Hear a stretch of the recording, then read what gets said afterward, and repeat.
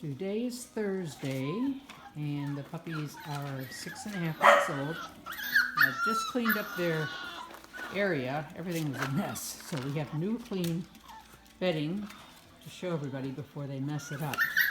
And there's the blue roan girl, the orange roan girl, and the blue roan boy in the potty box. Hey guys!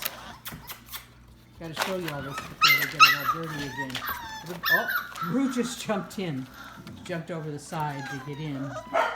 She wants to see if there's any old food in there. Guys, be quiet! The others are all just raising a fuss. Anyway, everybody's doing great. Hey guys! These guys want to come out and see the real world. Hey Rue! Rue! Let's see if I can catch her jumping back out again. Yeah, she still eats the food. It's disgusting. Hey, Roo. Anyway, the boy, Lincoln, the girl, Nod, and the girl, Lincoln. Is everybody? Oh, they think they're going to drink from Mom, and Mom has got other ideas.